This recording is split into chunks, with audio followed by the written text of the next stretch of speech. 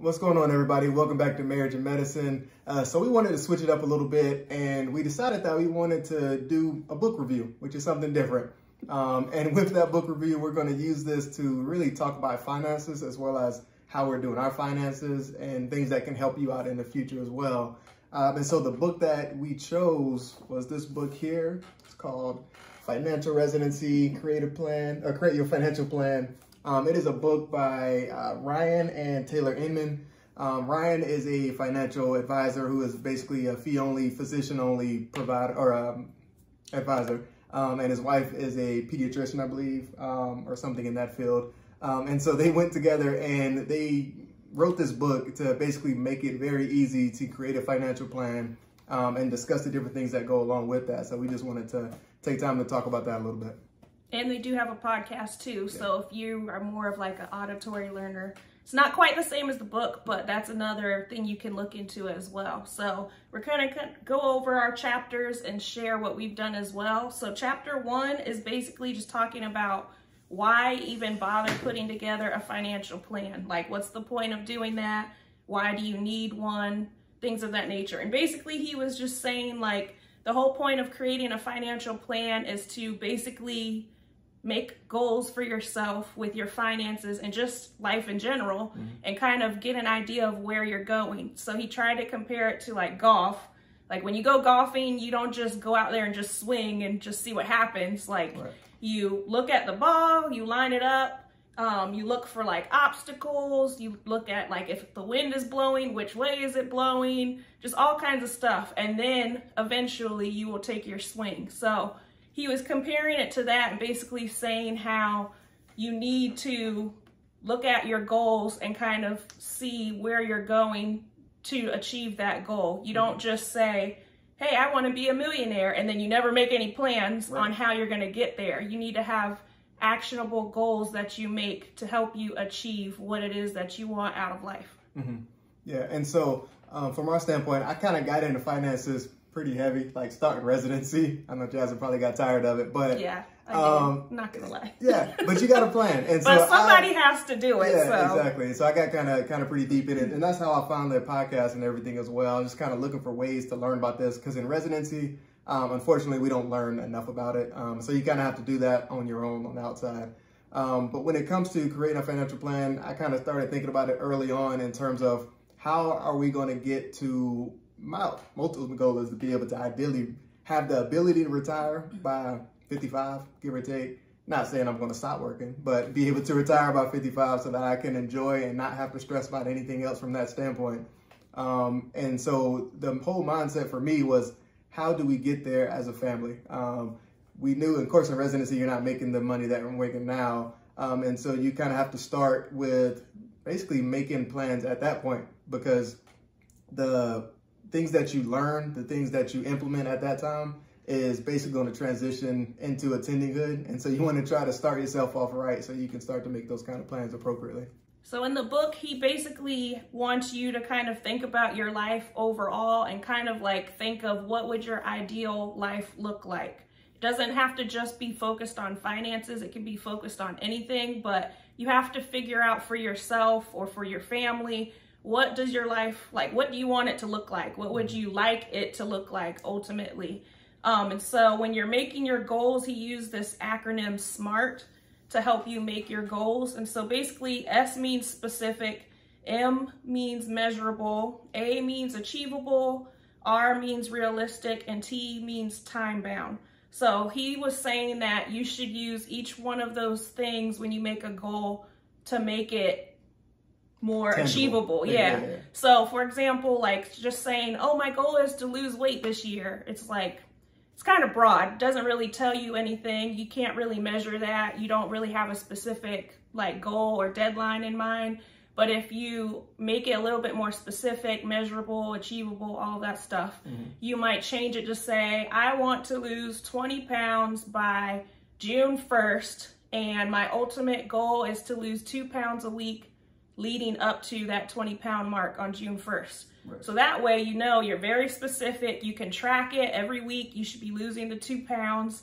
By June 1st, you'll have hopefully hit your ultimate goal of losing 20 pounds. So that's what he's meaning by making a SMART goal. You don't just pick something broad. I want to be a millionaire. Like, okay, that's $1 million, but like you need to specifically label it out so that you can measure it and see if it's realistic too.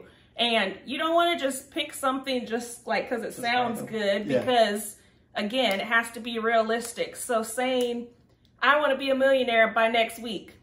If you only have $50 in your bank account, that's probably not realistic. So, I mean, if you're like at 900 in your bank account, 900,000, I mean, okay, sure, that might be a little bit more realistic. So keep that in mind too. Like, don't just say something just because it sounds good. Like, be very intentional about what you want your goal to be. And kind of closing out the first chapter, he basically put the way physicians think a lot of times into two different categories, basically.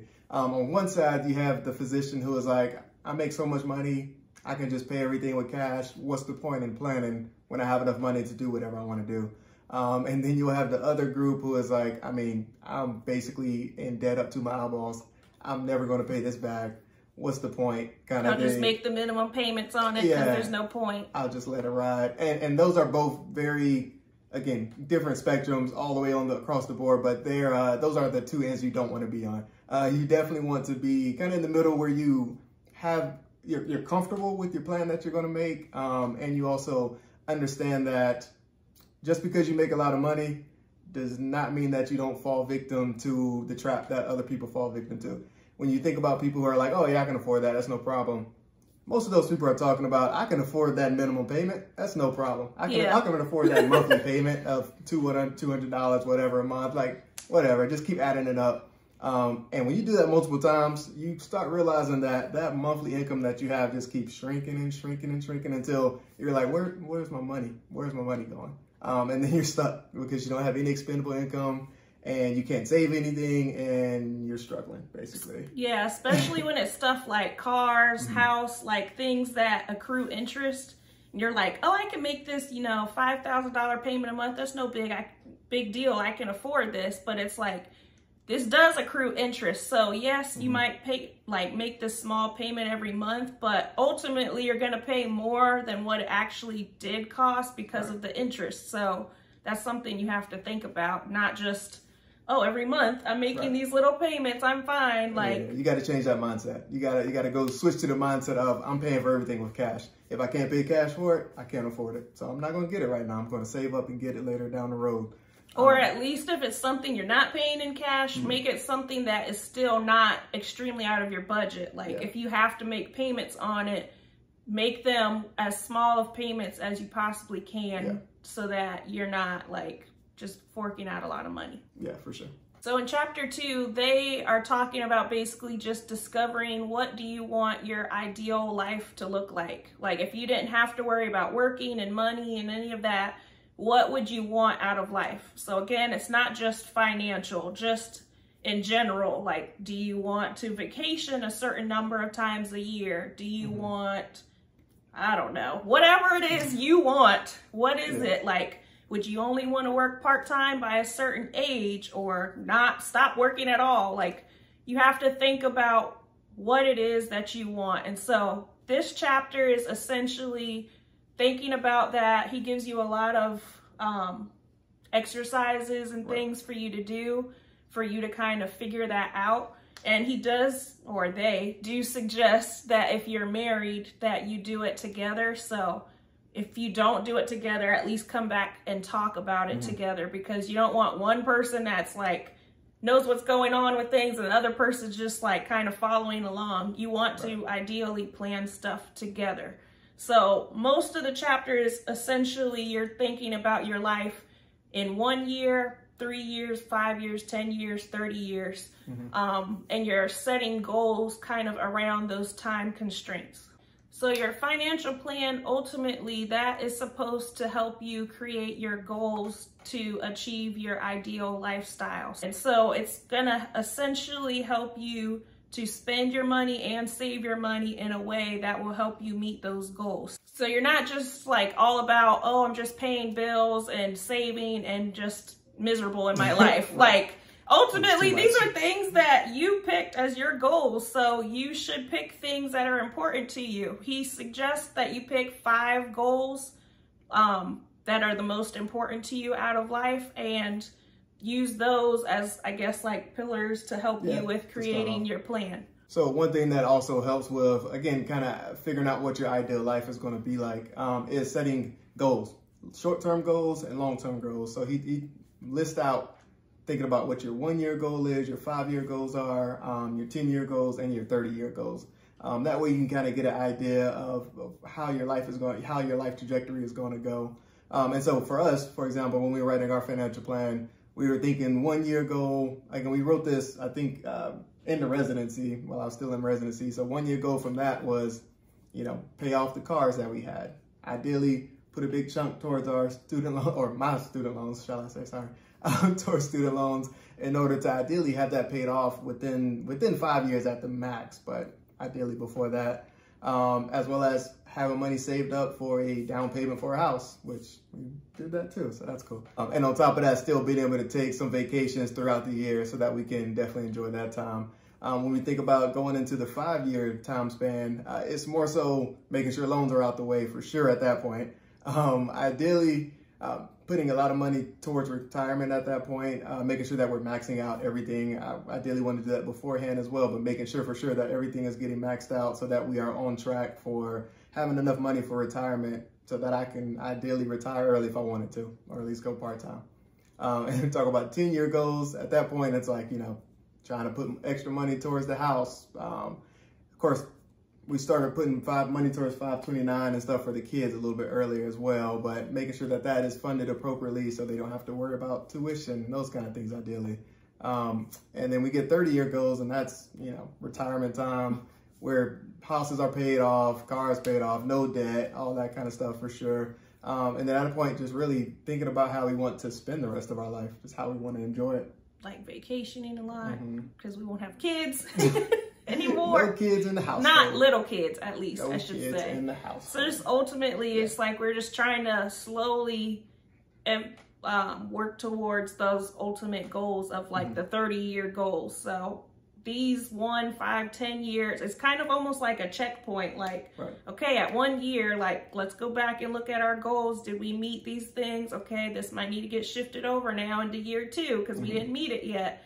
So it's like kind of, you're like setting a pace, I guess, for yourself to see if you are actually meeting these things. And I don't think there's anything wrong with, like, you get to year 3 and you're like, okay, my 5-year goals is like these things, and I'm not nowhere close to this. Like, I think it's perfectly fine to go back and change it if you need to, maybe push it back, push things forward, whatever. It's not like it's set in stone, but it's at least a good guide to help you, because for doctors, like, the entire journey, you're basically putting off making money and you're starting backwards essentially. And so like once you finally make it to an attending, it's like you're trying to catch up from like 11 plus years of being behind when it comes to your finances. So it's not all going to come right away. It's going to take some time. That first like year or maybe a few is like, I'm just going to spend and buy everything.